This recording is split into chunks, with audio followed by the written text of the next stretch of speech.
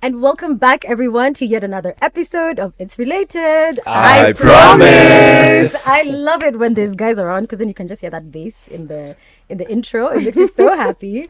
But I'm super excited for us to have this discussion today for many reasons. But first and foremost, the people that are here today started a digital bank called Fingo, and they are our first official sponsors at iRIP. So for us, that is super exciting because they have believed in our vision and they've put their money behind us, and we are super excited to have you guys here today and talk about all things Fingo. But before we get into that, obviously, let me just start by introducing myself. My name is Sharon, aka Shazo, and you can catch me on social media at official Sharon Mashira, and my co-host over there. I am the co-host. Is that my camera? I am the co-host. My name is Jules, aka Jules_Heart. That's me on my Instagram, or you can find me on my other podcast. So This Is Love, available on Spotify or wherever you find your podcasts. Amazing. So I'm gonna let the guys introduce themselves today. So we're gonna start with Cairo. Go ahead. Amazing. Firstly, thanks for having me and us, Jules and Shazo. Yeah. I think as well as, being happy to be part of this amazing show, thank you for choosing us as well as your first partner. So we're very excited. I've listened to an embarrassing amount of... it's How related, many? I promise. An embarrassing amount. Let me not even get into it. So we're really excited to be here and part of the conversation. So my name is Cairo Muhoya. Born and raised in Kenya, and I'm one of the co-founders of a digital bank called Fingo. Love it. And on my right, Hey everyone, my name is Ian. I'm a co-founder as well and CTO, and really happy to be here. amazing. Hey, I'm Gitari, co-founder and CPO, and yeah, really awesome to have a chat with you guys. You said CPO. CPO, Chief Guys, Product what do these Officer. words mean for our non-tech people? So CTO means, Chief Technology Officer. right? Yeah. CEO. Chief Executive Officer. And CPO's Chief Product Officer. Oh, product. I don't know. I thought programming. You see? It could be programming. It could be though. programming. Could be. Yeah, it depends. It's both. Both. And so I mean, obviously, in true IRP fashion, before we get into the meat of the discussion, we always start with what caught your attention. So, very quickly around the room, Cairo, what's got your attention lately? Right. So what caught my attention? So actually, I almost didn't make it for this podcast this morning. And it's for a what? reason We've been that- planning this for like 3 months. I know. I said to myself, I'm going to make it regardless. But there's one reason that I almost didn't make it. And it was because very recently, yesterday, I flew in from a foreign land where there's very few black foreign people. land. There's very few black people. And whilst I was there, I decided to get a haircut. Okay. And my unbeknownst to me, by the time I landed, my brother picked me up from the airport and he was just like, he was like, what's on your head? So I got back home, checked the mirror, and I almost cried. I was just like, it was terrible. Anyway, so I called an emergency session with my kinyozi, and he pulled up, resuscitated me, lined up the lineup, and now I'm feeling confident. And you look good. So you look thank good. you. Successful I mean, surgery. it was a very successful surgery. So, and you know what? Maybe on a deeper note, you don't realize how much those guys mean to you, man. Yeah. Get a It's so fresh true. lineup. So important. Anyway, I love it. All right, Jules, what caught your attention? I want the guests to go go first. first? Okay. Yeah, so that So we we can- because mine is very random. What caught my attention is usually a I'm bit not surprised. out of this I love one, so them. I think we can go with the All CPO. right, thank you. Yeah. I think what caught my attention recently is that Kenya has gone from the worst performing stock market last quarter to the most performing stock market this quarter. And yeah, I'm just really interested in how and why. I don't think I've quite worked that out yet. So yeah, looking into that. It's around the conversation of the dollar? The dollar, yeah, Yes. the dollar clawback. There's so many theories and things floating around, but hoping to get to the bottom of this. Yeah, okay. Because I bought USD last year, and I was like, okay, by December we'll be at like 180. And now we're at 139. Oh, I thought Betting we were gonna be against at Kenya? 200. Mm. to be Yeah, I honest. thought it would be at You 200. bet Somebody, against our You best country? against Kenya. I No, but the way did, things but were because going, look how guys. things were going last year. Yeah. Yeah, I Fair, used to buy fair. stuff using USD, and I was like, at the beginning of the pandemic, I was buying at 103, even before the pandemic. 103, 103 for ages, at most 104, and then it went to 108, and then 110, and then I'm like, what's going on? So yeah. Yeah. Well, we did a massive turnaround, so Yeah. good to see. Yeah. Interesting. You Of should course, tell. You guys yeah. should tell us though. You're the This- ones you're who the should tell us finance what's guys. happening. Yeah. You find someone that Answer tells is you. loading. Yeah, it's in Answer progress. loading. Still reading. Yeah. Still reading. Buffering. Be Yeah, suspicious of the person that tells you the right answer. What do they know? Yeah, like 'Cause why do very you know? suspicious. Yeah. What about you, Ian? For me, it's actually quite simple. So there's no. I found out that there's no one in Kenya that sells a tea called yerba mate. Yerbs. Let's go. What is yerba mate? So okay, so for people that don't know, yerba mate is a tea that has the same caffeine content as a coffee bean. Okay. Oh, so it's like coffee. It's basically like the same- coffee, Yeah. but the benefit is it is not acidic. So for people like me with who acid have reflux. really bad acid, Acid I reflux. She can't- does as well. I can't drink coffee yeah. at all. And then a really good friend brought yerba mate over. Was like, hey, just try this. And And you didn't get reflux. I didn't get any. In fact, it's what I'm carrying around right now. Okay. So I realized no one is selling it here, and I just might start importing and Come on now, selling another it business. At I this love point, Yeah. yeah. Wow. Okay. Yerba mate. Yerba mate. Interesting. Argentinian, I It think. sounds so illegal. It sounds like Yeah. something that shouldn't Uruguay, be. actually, originally. Interesting. Okay. I mean, what caught my attention is just, we were talking about it earlier, the fact that I know we look like we've color coordinated and this was all planned out, guys, but it wasn't. So essentially, we called one another and we're like, okay, what should we wear? And the theme was, Jules and I were just like, let's do a touch of African. Because, their tagline is, a bank for Africa is ambitious. And we were like, ooh, let's jump on that. And we said, let's do a touch of African. So we sent the brief to your team and we were like, cool. How did all of us show up? It's giving Kayamba Africa. Like, we really look like a choir that's about to perform a song entitled, like, and I love that. Like, the synchronization already is just on point. It's And a so- sign. it's We're a meant sign. to We're meant be. to be. And I love how you said earlier, like, thanks for choosing us. Thanks for choosing us too. Like, I love it here. So, okay, let's get into What's the caught my convo. attention? You're leaving your co-host. We've been waiting for. I wanted to For see the Julian, random. yeah, We no, talked okay. about this for the whole time. I know, literally. Sorry, babe, go So ahead. mine's a bit random. Okay. I don't know. I don't know if the boys will relate, but it's hair related. So there was a huge shift in the past maybe like 10 years for women to have their hair natural. So there was a lot. I went natural. I was relaxed for the longest time, and then I decided to go natural after when I lived abroad, and I just couldn't. I couldn't take care of my hair as I used to here. So eventually, my natural hair grew to like this, and I was like, oh my god, I haven't seen my natural hair like since I was in primary school.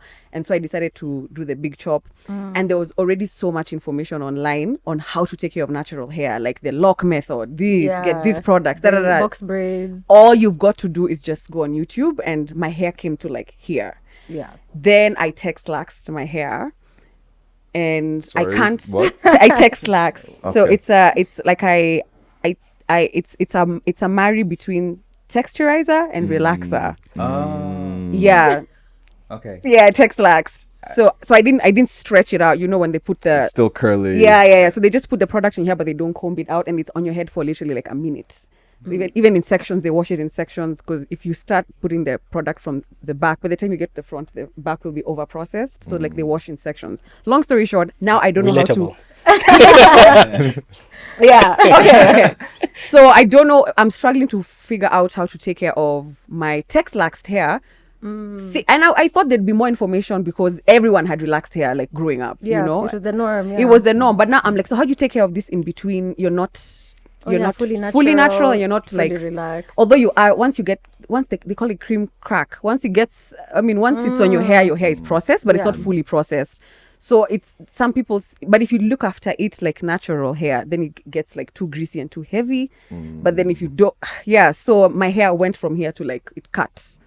Because I think I was not taking care of it like I used to take care of my natural hair. And so we need content creators for text-laxed hair, because a lot of people now are moving to text-lax. I've noticed. It's the trend. It's just a trend thing. And How that's often do you that- have to text lax? Good question. I do it every 3-ish months. Okay. Yeah. Let's just say 3 to 4 months. Some people do it every 6 weeks. That can't be. Yes. Healthy. Yeah, no. Because your like your new Your growth roots. doesn't match the texture of the relaxer, so it's like harder to manage. Yeah, I do it like every 3 months. Let me say that. Yeah. Okay. So like, yeah, I'm just struggling to take care of it. I don't know which products I'm supposed to use. Am I use. using the products for relaxed hair? Am I using the products for Are there actually products for natural Tex-Lax? hair? Or it's- No, there's some on one end, but the information is very conflicting online. They say take care of it like natural hair, but then you can't because it It's becomes not- too heavy. Yeah. And then they're like, don't put this, only put creams, don't put the oils first. Like everywhere you go, there's conflicting information. So I don't know how to look after it. Okay. So that's why my hair is braided most of the time. And when it's open, I look after it like natural hair. But after like a week already, I feel like there's too much product in the hair. Yeah, so that's where I'm at with my hair journey. And So that's what caught my content creators. attention. Yeah. And yeah, if you guys have any like tips, please just share in the comment section. I know there's girls out there who have the same issue because I talked about it once on my stories and some people were like, yes, please share when you find out. It's a year later, I still haven't found out. Yeah. So Well, there we go. So we're going to get into now the meat of our conversation today, which will touch on so many different things. But I just wanted to also point out that for me, why I'm excited to have this conversation, if you're new to this channel, I used to work at Google. I was in big tech, and I just got to see firsthand what it's like having technology solve a massive problem at scale. And so it's exciting for me to sit with these tech founders who are at the sort of precipice of where Google was at the beginning, like 25 years ago. How old is Google? Fingers crossed. Fingers crossed. No, I believe that you guys are going to get there. You know, just having had the interactions we've had so far and understanding your vision, I have no doubt. And so it's exciting to be here at the beginning with you guys and hear the amazing stuff that's coming up. So why don't we start from the beginning? One of the things that I find so amazing about their story is that, so just to mention, they're all Gen Z. I don't know if you want to share your exact ages, but just to give you an understanding, they're all Gen Z. And so when they were telling us their founder story, which is the origin story, I was just like, of course, Gen Z will be told. So basically, they went to go open a bank. I'll give you a summary, but you can say it better than I can. They went to go open a bank account. And then a few things happened or didn't happen. And essentially, they were not able to open this bank account. Yeah. And then they decided, you know what? F it. We're going to open our own bank. In true Gen Z fashion. Because, I mean, for me, my reaction would have just been like, who do I know? who do I know? Who do I call? Or maybe I find another I'm not bank. gonna be like, I'm going to open my Or I own put my bank. money on M-Pesa. Like, just Yeah. there's other solutions instead of opening your own bank. So why don't we start from there? And Kero, maybe you can kick off this discussion for us. What happened? Like, why could you guys open a bank account? And why was the decision, let's just build our own bank? No, brilliant recap. And I mean, that's essentially the story. We like to call it the villain origin story. Exactly. Yeah. And so, the typical age or the median age of a Kenyan is 19. So you have a lot of people just trying to open bank accounts. And it's usually their first bank account. So between 19 and 23, you're opening your first bank account, you're graduating campus, you're starting to interact with the formal financial system. So that's where I found myself a few years ago. And we did find ourselves there a few years ago. Yeah. And so I'm like, okay, let me get a bank account. Let me get this money. So I walk into a branch and, t-shirt, shaggy hair. And, the perception is you don't have a lot of money. Right. What the bank is looking at you and they're assessing you as a customer and they're like, you don't have a lot of money, so you're gonna get a bad customer experience. Yeah. We're gonna send you to like the longest line, fill out the longest documents, send you back home to get I don't know what from the chief or whatever. Like just a really long random process, right? Like it was confusing. Ultimately, it took me 3 weeks to get that bank open, that account open. And so I walked out of there and I was just like, I felt kind of disrespected, one. And I felt like these guys did not see my potential. Right. And I can I mean- ask how old you were at that point? 23. 23, okay. Yeah. At that point, I was like, this guys did not see, like, yeah, I don't have cash now, but I will. Heck, we will. Period. For sure. We're the ambitious of Africa and speaking for every young person who's hustling right now on the continent, not just Kenya. And so I was like, I looked for a solution and I was like, wait, there's no one targeting this market of kind of young, ambitious Africans. So I walked out of there and I was like, I'll just build a bank. and that was it. That is That's basically crazy it. to me. Yeah. And did you feel the same way as well, like in terms of when he came to you? Because I'm guessing you went at the bank Yes. with him. Yeah. How did you end So up? actually, the first we all had like different individual Yeah, experiences, Right. definitely. and then okay. I kind of so Ian and Guitar and I knew each other since high school. So Ian and I went to high school together, Guitar as well, and I called Ian up and I was just like, listen, I'm trying to build this bank. I want it to be fully digital. Never want any young person to go through what I went through, which is actually physically going going to a branch. and getting disrespected. Like you have to be able to do it fully digital. Mm-hmm. It had been done before around the world. It just hadn't been done here. So we had like a couple of coffees. These guys were like, I'm in.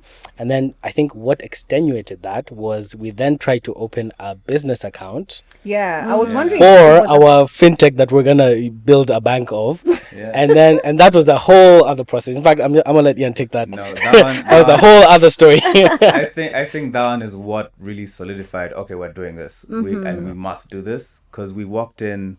I wouldn't mention the bank, but it's one of the biggest, most respected banks in the country, and one of their nicest branches as well.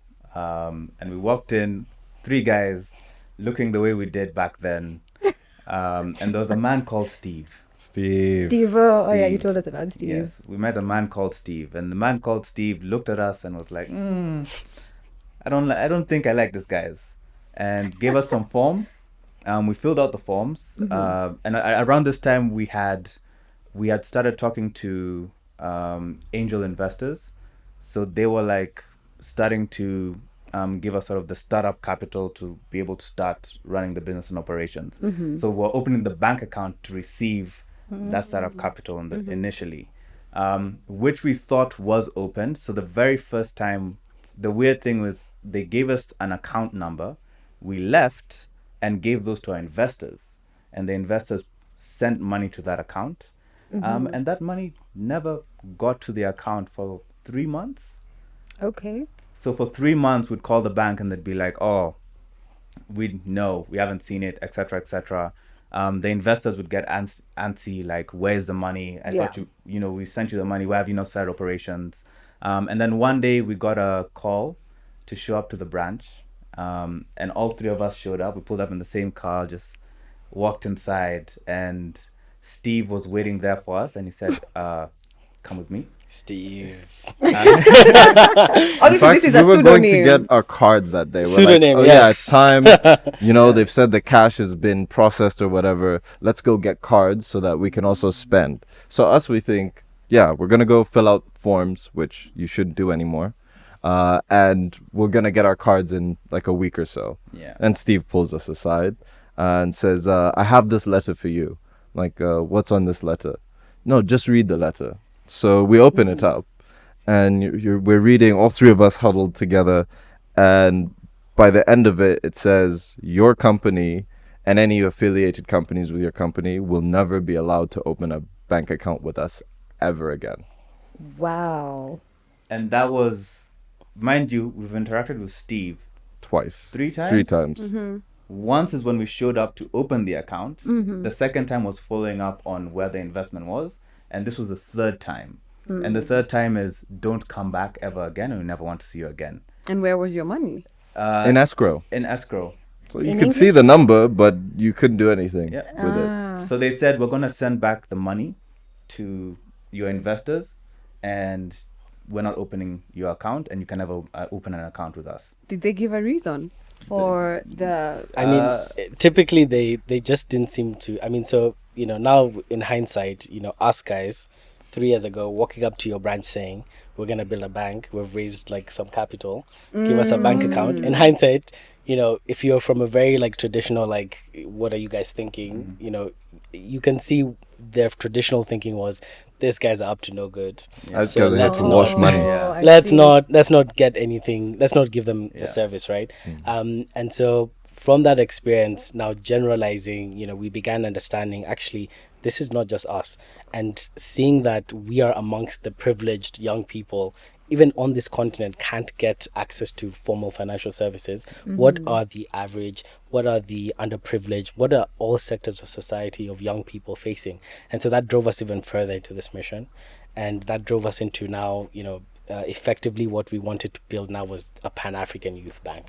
So, it's not just a Kenya problem. It is a problem It is across the yeah. entire continent. Like, Yeah. people are trying to run businesses. People are trying to build legacies. Like, you need that first step, which is just access. And ease of access as And well. ease Like, of it shouldn't be access. so hectic. Exactly. But like, you make it sound like opening a bank is just, I mean, there were some challenges, obviously, with Steve, and Steve is not his real name, by Steve the is way, not his guys, real just to name. make it clear. It's a pseudonym.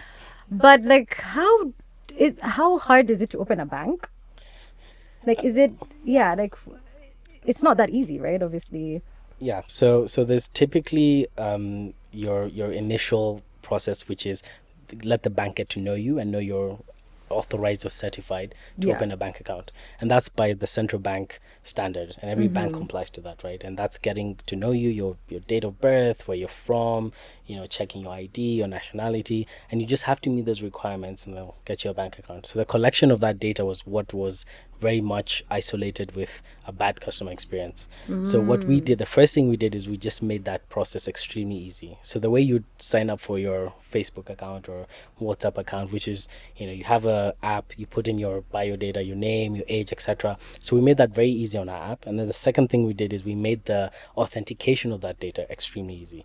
So now you can take a selfie video, you can take a picture of your ID, and we can scan that against the government databases, and we're able to certify to a higher degree of accuracy than That you anyone are who else you are. that you are who you are. We Right. meet the requirements, and we give you an account. And if you don't, then we don't give you an account. And so that became the first digital KYC in Kenya for a bank account.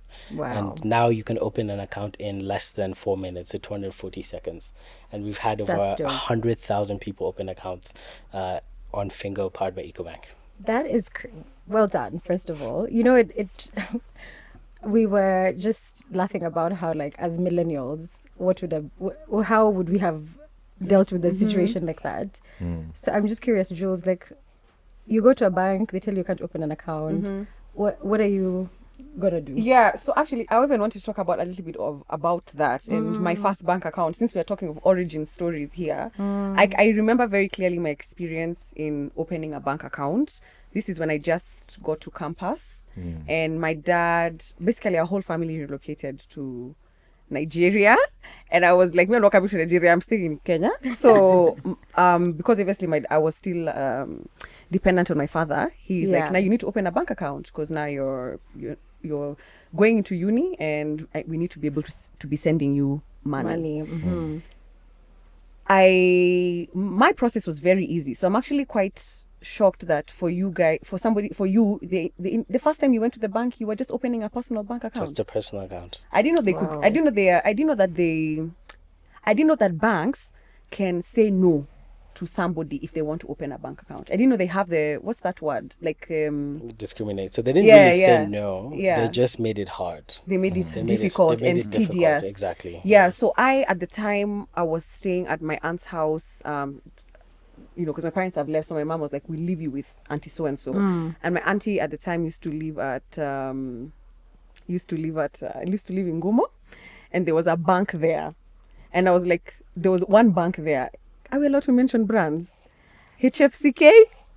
We can decide post production. So I went and opened a bank account with HFCK, Yeah. Housing Finance, which is not it's a. Is it a bank? It It's is. insurance. It Oh. is. It Yeah, is. but They also not give a like tier one. mostly for mortgages. Yeah.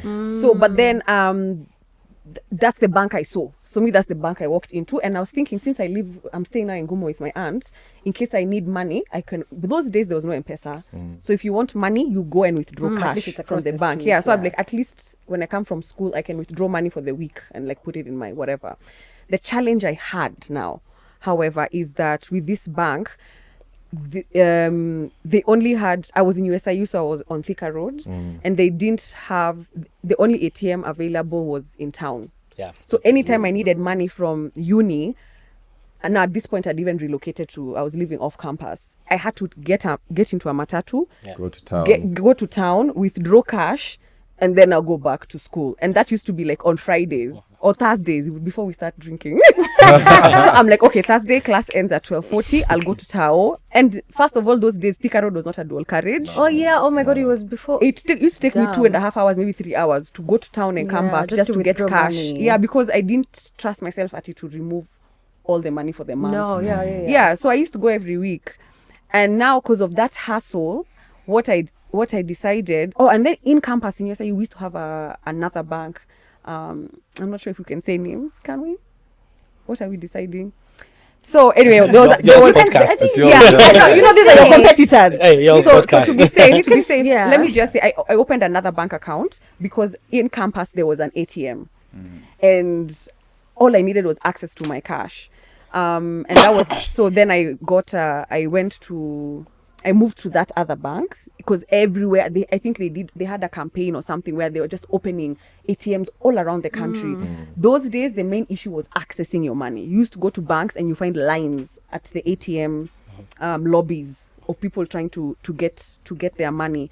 So then I moved banks and I've never really left that bank. And the decision those days, or rather my motivation was how easily can I access my money? Right. Through an ATM. Through an ATM. Yeah. Yeah, but now you see we do everything on yeah, phone. So now digital. anytime I need money from my bank, I just do a transfer from my account to my M-Pesa. So when I hear something like this, like Fingo is you can open a bank account on your phone, I have to be honest, the first thing that comes to my mind is it safe? Is my money safe? Because I'm not talking to a human being. I don't go and talk to Grace. This is now my banker, and she has taken my, what do you call it, passport size picture, and we have a file, and it's stamped, and she's a real person. and she's a real person, and she's Yeah, giving me a Grace. paper to say this is your bank account, Right. this is your PIN, go and change your PIN at the ATM. You know what I mean? So now, because when I had of Fingo, we've spoken before, my first thing was like, how legit is this? If you guys go down, does my money go down with you? You know, those are the kind of things that alarm me because maybe I'm millennials. I can't believe we are old school, but now I'm old school. Surprising. Yeah, It's a fantastic question. yeah. So maybe you can just like answer some of those concerns. How secure is this? If I can so easily access open a bank account here, does that mean I can also so easily be stolen from? Yeah. So let me let Gitari take a crack at Yeah, it that's first. a great question. I think the way I can answer that is twofold. One is we are partnered with EcoBank, so they're the largest footprint bank in Africa. So that means all your money is secured, insured, it's safe. Apart from that, we are a technology company first, and that means we go through the most stringent and strictest regulations and checks on our security. Testing here, testing internationally, getting all sorts of certifications for the guys who know what that is, PCI DSS, ISO, and we're also going to be giving guys a card. So if the app is not down or you can't access it that way, you can always just use your card. Yeah, So what like, you see my system right now is ATM. I mean my bank to my M-Pesa. to M-Pesa. So we've solved that for you a little bit. Okay, so then Yeah. what can draw me to go to Fingo other than just having is it a diverse portfolio? I don't know. Yeah, I don't know these diversified things. portfolio. But yeah, because right now all my money is in like 2 different banks. But I would like, okay, if I want to move to Fingo, what can I do for those of us who already have another bank bank account. accounts? And then maybe you can even say for those who don't have bank accounts, Yeah. How to just get started. what do I need? Do I just need my ID number? Can somebody open an account with my? Can somebody steal my wallet and go open a Fingo account? It's your ID. Yeah. You know what I mean? And then you guys come Yeah, and say, that's oh, a but great then question. you've withdrawn, Withdrawn, yeah. overdrawn. Yeah, those are the Yeah, things I worry yeah. about. Yeah, so I think the first one on moving money between your bank and M-Pesa, I think everybody does that. And it's such an annoying process because you have a certain amount of money here, then you start breaking it away, and keeping track of your finances is just a mess. So we've done full M-Pesa integration. That means you can send to any mobile money, but you can also make your payments. So if you want to pay to pay bill, buy goods, you're at the supermarket, wherever, that's sorted. and that helps you just keep all of your finances in one place, and you can see, oh, my spending this week is this much, and you're not going to go and have to do your own accounting and balancing books. In terms of the security and somebody snatching your phone and grabbing it and taking a photo of your ID, so we do that video check that Kiru mentioned. So what that does is, one, it checks, are you alive? Is this movements from a human being, not AI generated, not just a photo of you in front of the screen, not a photo of a photo either. And we match that using AI against your document that you've taken a picture of, as well as the government database. So there's like 3 layers of checks there. And at any point, if it's less than, say, 50% certainty, we immediately even reject and we'll notify you. And our team's notified. And we have your number. We'll give you guys a call and just check in. Hey, we saw this. Just want to make sure that's you. Is there anything we can do to help? And to your point of like not being able to talk to a human being, we have a 24-hour call center as well. And that's something that's really, really important to us. So at any time, you can just pick up the phone and call, or you can hit up the help chat. Yeah. So if I want to open a bank account right now with Fingo, it's something. So like I have a side hustle. Yeah. And I don't want that money to be mixed with my other monies. Like if I open Fingo, how long will it take me? You said it's a 2 minute 240 seconds. 240 seconds. I'm going to. I have the app, but I haven't Done your followed through because I'm verification. like, wait, now if somebody hacks my phone, they'll steal all my money from Fingo. I think that's, I mean, it is a fair point. It's something that we think we've realized is hard to explain in simple terms, how a digital bank is safe, even if, you know, someone hacks into your phone or you lose your phone, etc. So the best parallel I like to draw is everyone, I would assume almost everyone here uses WhatsApp, Yeah. right? How scared are you of your WhatsApp being hacked? Never thought about it. Yeah. Exactly. It never crosses your mind. Even though it's on your phone, it's very easy to open a WhatsApp account. And if you do lose your phone, regardless, no, you're not scared that someone can get into your WhatsApp because maybe you have a PIN code or etc. And that is something that we sort of try to bring in or try to explain on the Fingo side of things. The same way you don't think about your WhatsApp being hacked, regardless if it's a fully digital account. And we all have very, very private and intimate conversations on WhatsApp. It's like if you talk about a place that someone could find all your secrets, they could But find a WhatsApp chat. I would say, because you see with WhatsApp, that's information. I Yes. feel like with money, there's an extra layer of paranoia, right? Or like just being careful. And I feel like that's the probably the reason why maybe with WhatsApp, like even for me, it's never crossed my mind. If someone hacks my Instagram, because now I'm a content creator and You're scared. I'm monetizing, so I'm a lot more, because it's tied to money now. Whereas before, if someone I wasn't too worried about like my Instagram getting hacked. But the minute money is introduced to a certain app or a certain whatever, then you're just a little bit more cautious. So I guess maybe fine, I get the WhatsApp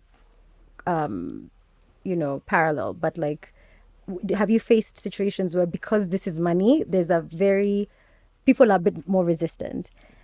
And I would even dare add that I feel like it's a generational thing where, as Gen Z, you've sort of grown into the internet age, and there's a lot more trust with something that comes across online.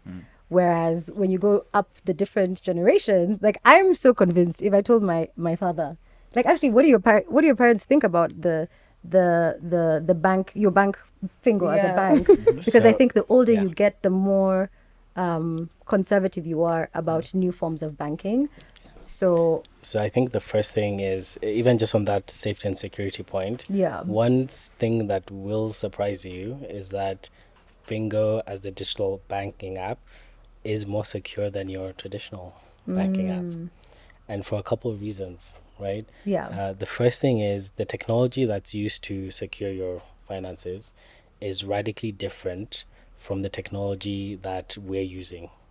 As in, it is magnitudes different in terms of its advancement, in terms of fraud technology, the ability to real-time monitor transactions, the ability to, even if you think about how you open your account, like when you go in front of a teller, the process you mentioned, you'll give your teller a passport photo Yeah. and your ID. Yeah. And what are they going to do with that? Take a photocopy. They're going to look at it. Oh, yeah. And then they're going to look at you. And then they're going to be like, I think that's you. Yeah. So that is your... That was me at 18. Exactly. And that is kind of the typical security standard. Yeah. Okay, so what happens on the Fingo side is that a machine does that, looks at you, compares it to hundreds of thousands of different comparable databases and data sources, compares that to your image on the government database, and then with a high degree of accuracy, if it's you, then it gets you your account. And every time you transact or there's a suspicious transaction, you go through that process, meaning that you're getting magnitudes times the security. And you do that across a couple of steps, and you realize that actually this feels more secure. And the idea for us is, we say, your first transaction is successful, you're happy. Your second transaction is successful, you begin to trust it more, and then all of a sudden you're saving on it. Your customer experience is much better. So instead of kind of lining up at a bank branch or persistently calling your branch, you actually have 24/7 support in a chat, in a call, and so you end up having an experience that is just a lot better, and that's what builds trust. And actually what we're saying is that trust building exercise, having seen that with our first 100,000 customers, we want to now scale that to our next 100 million customers. And then now going back to your question about how do our parents feel about it. Yeah, like, do they get it? If you ask my dad He's like, what do you do for work? today, I built if a you ask bank. my dad today, if you ask my dad today what Fingo is, I really wonder what he'd tell you. I think he'd say it's something in technology. He'll say it's something in technology. My mom gets it, but I'd say my dad will say it's something in technology. I use the app, but my mom will badge everyone to download it, and she'll say to people, especially her friends, do you know you can open a Fingo account in 5 minutes? And they'll all be like, they'll be like, no, you can't. And mom will be like, okay, do you have your ID? Download it, show you right now, right? And so I think the essence of wonder and like splendor of like seeing someone actually go through it and then be like, is this an actual account? That's what I think for me is the magical thing. Like it feels like magic when... And people can send money from M-Pesa to the bank account. Correct. Yeah. To that bank account directly. Directly. Okay, cool. Sharon, I wanted to move away a little bit from product to see if we can get to know these guys a little bit more. And so that even our audience can kind of get to know who are these three guys. I don't know if you're open to sharing your ages, but if you're not, I just wanted to ask. Just tell us a little bit about going back to the origin story, like the way the three of you know each other. Maybe like, what did you study in school? What would you tell somebody else who is thinking of getting into tech, who's younger? Yeah, entrepreneurship. Just give us some insight a little bit into yourself, then we can start with you. All right, awesome. How far back are we going? How far back do you want to go? In this Born and raised in Kenya? Born and raised in Kenya. So I'm 27, now turning 28. Almost at the 30th floor, which is fun. Before we started Fingo, so I always had a knack for computers. I loved fiddling with them. I loved anything creative that had to do with the digital space. So it wasn't even necessarily, I didn't start off coding. I started off doing music production. So I used to play piano, guitar, and drums, and I was in a band with that guy right there. Really? What is the name of the band? About 15 years ago. It was called Artistic Renaissance. Yeah. Yes. So was it a rock band? Look it up. All the Facebook pages are deleted. Don't look it up. It doesn't exist anymore. I hope. I'll find something. Was it a rock band? No, it was a Gospel. Our parents would have loved that. What? Yeah. No. It was an R&B hip hop. No way! Collective. I'd have been a fan. I'd have been a fan. African Renaissance. Artistic Renaissance. Artistic Renaissance. So back in the day, I used to spend a lot of time in front of the computer trying to figure out, how do you make music, or how do you do video, and We used to take photos a lot and play around on Photoshop and etc. We were just creatives that liked expressing. And then when I went to Brookhouse in high school, I did business. I was in the same business class as Kiru, so in the same business class, and I think that's where my passion for business also started to build. And I started the first ever in school illegal, illegal business where I would buy phone cases from China in bulk. Just ask people what phones they were using. I'd buy phone cases like customized with like photos and stuff. Yeah. And I would hide them in my dorm room, and then I'd tell people, "Yo, do you want?" And I used to deal phone cases around the school for like a while, and that's how I made like my little pocket money on the side. Because my parents, if you know African parents, when you ask them for money, it's a bit long. Yeah. So Discrimination everywhere for young Hey. people and money. yeah, it's like, Mom, I need money to go. Why? So that's what I used to do. And then I went to university, studied business information technology at Manchester.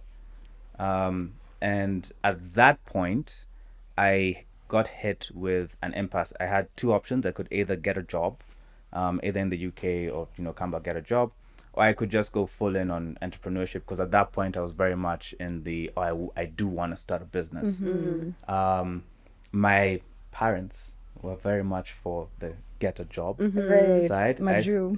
I said no. I want to do my own thing. Right. And it caused a lot of friction in the house, because I was like, I'm not doing anything to do with a job. I want to try first.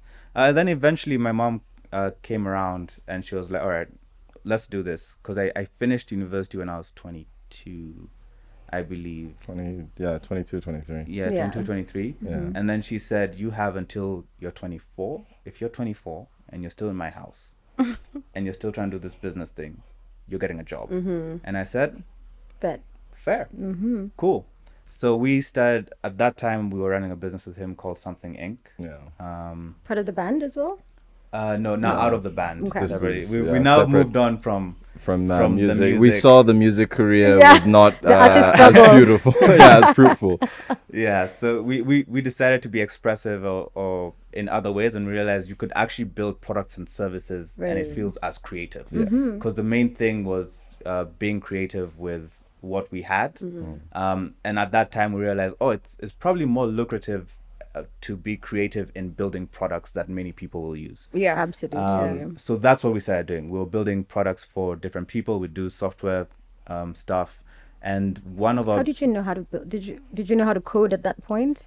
no. So the fun part is similar to how we did all the music stuff.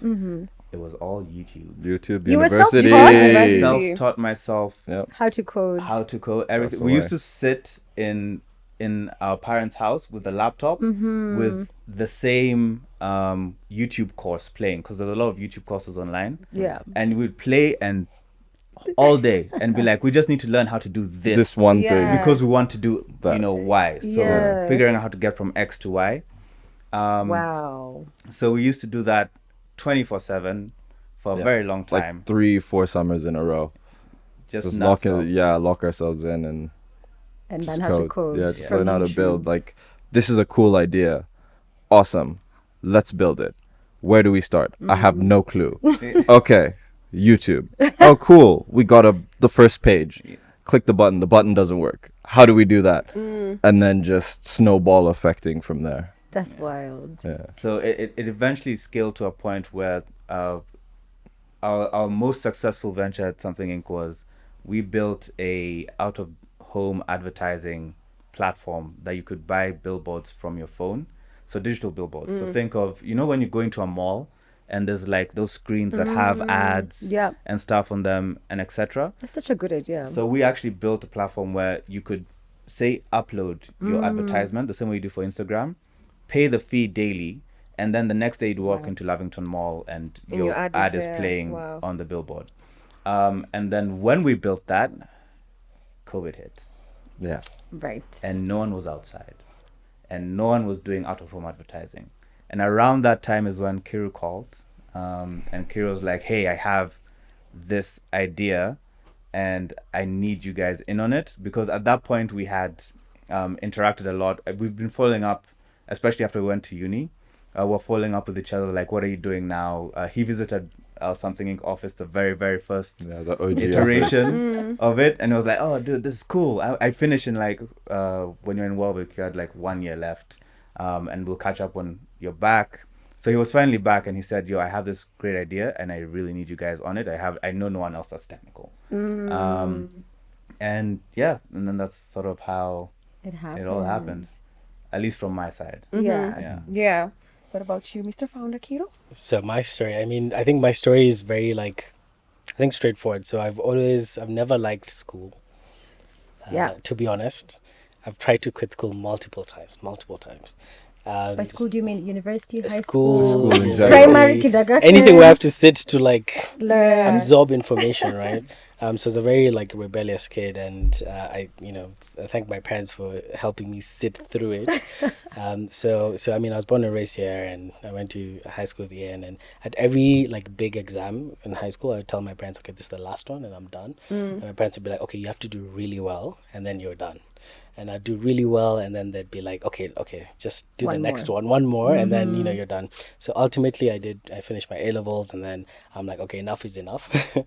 So I decided I'm quitting school. So I didn't really quit, but I ended up doing a gap year. And in that gap year, I was looking at what problems can I solve. I was just eager to solve a problem, whether it made money or not.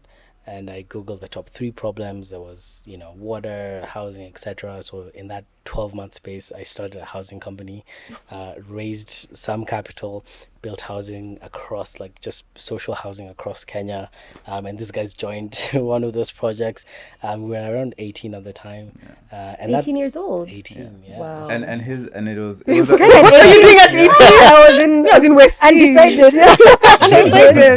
We're going out. it was I was a really drinking- interesting setup as well, because it wasn't like, oh, we just hire people to build houses. The way you had set it up was like, I get all the volunteers, and at that time the volunteers was just His homies. boys. Like my Yeah, friends the and family. Homies pull up, and we carry materials, Yes. and we go build the house ourselves with 1 or 2 actual professionals. Yeah. So we're just the manual labor to go build this housing for the people that didn't have housing. Yeah, and it was Wow. spectacular. It was I enjoyed it. I told my parents, listen, I'm going to do this for the rest of my life. This is fun.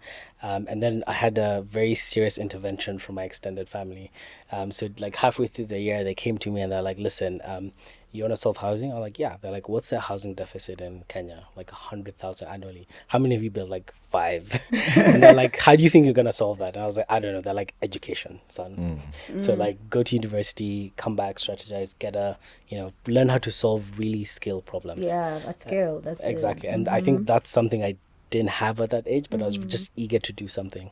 So I went to university, I did philosophy, politics, economics, really started to understand Africa from a different perspective, got really interested in software. And then I told my parents, when I'm done with this degree, I'm coming back and I don't want anyone to tell me anything. I'm starting something, whether it fails or not. Africa has too many problems. And, one of the first problems I interacted with was just opening that bank account. And I was like, you almost can't do anything without financial inclusion. It is the foundation of solving Absolutely. issues. So that's effectively how my journey was. I've always been rebellious. I've always hated systems that don't work for Africa. And bringing on Ian Gitari, and we have actually our 4th co-founder. His name is James.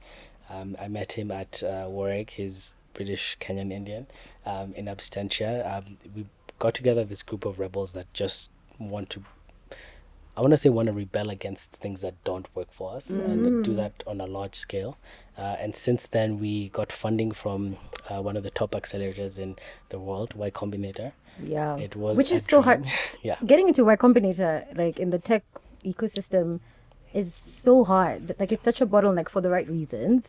But I think for me, as soon as you told me you guys were in Y Combinator, I was like, okay, tell me more. That was a crazy story. Yeah. Maybe for another day, but For it's a another crazy podcast. story, right? It's- It was, I think we were around 23 when we got into YC. That's wild. Which was, You guys have a lot of. You need to. It was start a podcast. crazy. Yeah, Because because a a lot you of need to start up, even if it's a limited series, like Yeah. 10 episodes, How to get origin into story, YC. to Yeah. understand your mindset. Because honestly, for me, I feel like I not even I feel. I used to really judge people in I'm an 844 product. Okay, so when I used to see it, even in my age, I did when I'm going KCP, out. so You did what? KCP. Oh, you did KCP. Okay, fine. But now high school, when you go out and then you start meeting guys from IG, and I used to feel like they're not Ambition. they don't have ambition. They just want to go out. They Silver don't. spoon in your mouth. Yes. So now, and I used to be like, I'll never take my kid to a IGCSE school because I feel like most of them would end up like drinking alcohol, Spoiled brats. spoiled brats, and then I feel like they don't fit in Yeah. to Kenya. But something that I feel like I hated from the 844 side is that they did not nurture my creative side or show me how to marry because I was also good school wise. They didn't show me how it was either you're performing or you're doing the other stuff. And I feel like you guys were exposed to a little bit of both. That's why you didn't feel out of place for you to be like, okay, I'm starting a, what do you call it after the band? The Smart? Something Inc. Something Something Inc. Inc. I would never have the confidence to do that. And for you to be like, okay, I'm going to build houses. Yeah. And I feel like that's where the gap is now when I look at my younger sister who was a little bit 844 and then now she went to AGCSE. Yeah, Yeah, no, there's a level of definitely empowerment. I think education is one of the other problems that we hope to get to eventually. We can talk about it for a very long time. Yeah. if Oh, you get want into to get into that space? You mean like financial education or just education in education in general? general. Education in general. Yeah. Oh my Okay. gosh, I need more friends like you in my life. I know I'm older than you, but like I can be such a dope We friend. can be boys. Are you serious? You are friends. We're guys. friends. No, We're not friends. we're friends. I thought we were No, you're Sharon's friend. And I'm like, you guys are like kind of the same age. Someone else, I feel like an auntie over here sometimes. But Oh, then, please. yeah. I mean, barely. And I think one thing to say about the whole journey is that there are many times we never thought we'd get there, especially as we waited to launch. We had a long wait for a launch, and we really needed to get the right approvals, the right systems, the right team. And ultimately, by the time we launched, we were like, a year and a half down the road, and we were tense. And the launch ended up being like a really spectacular event. Like we had the president of Kenya launch us with our partners EcoBank, and it was a dream come true, but actually took about 3 years to get there.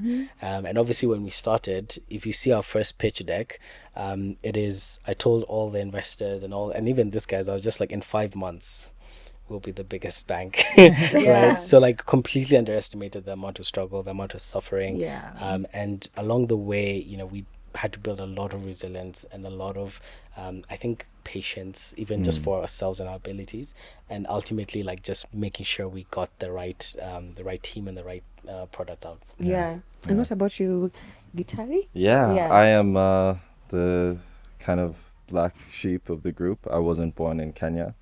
Both my parents were doing their education in the US, so I was born in a little town called Moscow, Idaho, where we got more shotguns and high school diplomas. But The accent. yeah, came back to Kenya, went into 844 directly. Oh my But, god, really? must Oh my have god, been the a- culture shock. Wow. Insha. Yeah. Brother. Can I tell you something? Insha is short for inshallah. Did you guys know that? I did No. Be not. serious. Is I it? think so. Well, not? that was me. That I was think me so. every time I sat down to write one. I was just like, inshallah, I pass before I go home. But yeah, came back in 2009. So I was 10 at that time, which makes me now turning 25. So also the youngest of the group. Look at Julia's face. I can't. Let me get a close up on her face. We never used to say guitar's age in the early days. No, Because when we were starting off, they're like, how old are you guys? We're like, on average. works out below to 30. yeah, I mean, what were you guys being fed between the ages of 0 to 7? Like, is it know. cod liver oil? Like, what? No, but I think like I've always just been a huge nerd. I've loved cars, planes, like anything that takes programming. We used to do music, like we'd sit down and be like, okay, beat challenge, Beyonce dropped a new song, take a snippet of that and let's make a sample. You guys, everybody has like 3 hours, we come back, we all play the song. Oh my So God. always just challenging each other to do things and work Wow. harder and What get a to the next friendship. step. What a Yeah, friendship. so I'd met him even before I moved to Kenya. We played like video games the whole day. I was like, this is a cool guy. Went back, then moved to Kenya. Then one of the summers when we were just, doing what people do during the summer, watch TV, play video games, make beats. We got a call. We're told, come to the living room. We came. We arrived. We were summoned and showed up, and you're told, you guys need to do something with your lives. We're like, we're in high school. It's summer. Can we just hang out and have a good time with each other? But that really was, I think, one of the initial pushes for us to sit down and think, okay, if they think that we can do something, let's. why not try? And now we're 10 years later. So 10 Still trying. years. It took 10 years. Yeah, it took Still 10 trying. years. I Yes, love to come up. it. Yeah, and I mean, Fingo is project X of, I don't even know, like, this is the first one that's gotten to this point for sure, but Right. we've failed so many times. We've built so many different types of applications. But I think the one thing, going back to what you're asking, if somebody wants to get into this, just keep throwing things at the wall until something sticks. Ooh. You have to be prepared to do that. And sometimes you're going to have to pick up different compounds and keep searching for that one thing. But as long as you don't stop throwing, then you haven't lost. Yeah. But be ready. And what do the numbers look like right now? Who are the people who are in your bank? How many are they? So that, because I don't want to be number one, I want to know that there's other people who are in there. Yeah. Proof of concept. So since launching, we're now at close to 120,000 Amazing. accounts. That's in under around 8 months. Well done. I think that's the fastest growing bank in Kenya. Say it And with maybe gusto, man. I said I think that's one of the fastest growing. Actually, it is the It fastest must growing be, bank yeah. in region East in Africa. general. Yeah, Wow. probably in the region, East Central. I haven't seen. I think we've It set a was- record. It was crazy. At one point last year, we hit 1,000 people opening a bank account every hour. what? one day. Wow. Yeah. Like our best day, every hour there was 1,000 people opening a bank account, and we're like, whoa. Okay, I guess this is happening. this right? is Happening now. this is happening real. now. Yeah. So we spoke to one. So I spoke to one user and I asked him, why are you interested in banking with Fingo? And he said something that I think at some point we had forgotten, which was, I don't have to go to Tao. That's all he said. He said, you're telling me I don't have to go to Tao and I can open. He just said, that's all. You've That's sold. enough. That's Yeah. enough, Use right? case. Use case done, right? And so for us, just being able to provide, even The that ease. initial ease, Yeah. and then now working towards providing other things, multi-currency accounts, business accounts, cards, being able to provide a whole financial infrastructure that helps these young people create wealth, run businesses, and succeed. I think that's what excites us now. Yeah. Yeah, so And- you do Love get it. a card. You still get an ATM. What did you say? You said something about a A card. bank card. Yeah. So what we're doing now is we're launching our physical card. Okay. It's going to be called a very special, exciting name, Ubuntu Yellow. And what we're going to do with that is every time when you download it and click apply for the card, not even apply, when you click request the card, it's going to be delivered straight to you.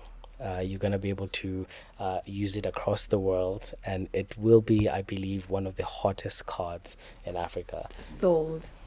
And can I ask very quickly? I mean, you've talked about the cards coming up, but what were the challenges, especially from a regulation perspective, and how you've been able to overcome that? Because I know that is even set up. Yeah, just quickly touch on the challenges, and then as we get to a close, because obviously we can talk for hours, I'd love to hear more about just how you've built this as friends, because friendship, business, and then you guys are many, you're four. Ooh, I have a lot of pain.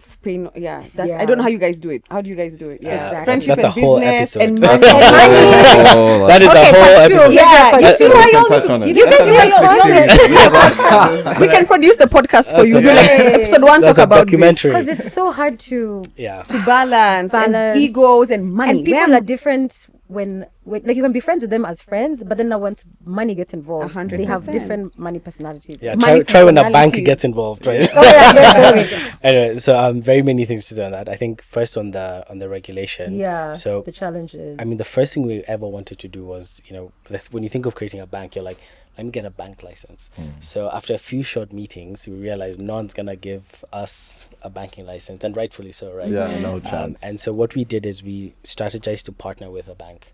and we were able to get a wonderful partnership with EcoBank.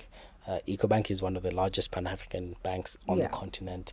They're in 33 plus markets. They had a really exciting new fintech program that they were launching, and that fintech program enabled fintechs with the ideas to serve a specific consumer segment, to partner with the bank, lean on the bank's license, lean on the bank's security, lean on the bank's brand. Credibility, and credibility. networks, Exactly. So us going to the central bank and saying we want to launch this is a very different story than a massive 33 market bank going and saying, okay, now we've partnered with these guys and we want to launch. So that was ultimately how we found our way in the market, and it was so successful because now we can be in 33 plus markets, right? So we don't have to get licenses in each market, and the capital intensity of keeping deposits safe and keeping trust is something we don't have to manage, we just have to worry about, can we serve this young customer as excellently as possible, and we have the backing of one of the largest banks to keep their money secure and build the trust. That's definitely very helpful. And guys, I would love for us to get into friendship and all of that, but I think we might have to schedule that for another conversation. If you guys are down, bring us back. But happy to be back. And something else we can cover in part 2 so that we can keep the audience in suspense. For me, one of the let's say shortcomings, what am I trying to say? The age I'm at right now is that I just don't want to save money. I want to know what to do with it. And it would be great to know if Fingo can help us figure out how to invest money rather than just save it. Financial literacy. So genuine personal support, not blanket invest in stocks, buy land, nini. It's like somebody who can be like, oh, Jules, this is your spending pattern, and since you've been spending on Fingo, this is how you spend in a month. Period. This is your baseline survival money. This is what you can do. That's the kind of support I would want. Very personalized, from your bank tailored. Personalized. Even if it means paying for it from now that bank account. What if I told you we have that already? Oh, come on, guys. We must wrap. We must wrap this conversation. We have so much to talk about, clearly. And I love that, and we'd love to know even from the audience, what questions do you have from these amazing Fingo founders, either about their backstory as individuals, about the product, about what's coming up in the next few months, anything, just send it to, or leave a comment. Oh, not that we're on YouTube. You can leave leave a comment on YouTube. Let us know. We're going to go sift through all the comments. And if you want us to have a part 2, do you want us to touch on business and friendships? Do you want us to touch on financial literacy? Like, these are our partners now, and we are so ready to serve you and your needs. And we'd love to know what those would be. But as we get to a close, remember you can check us out on social media at It's Related, I promise. I've been your host today, me, Sharon, alongside Julia. And we'll catch you next time, same place. It's been amazing. And remember, this is It's Related, I promise.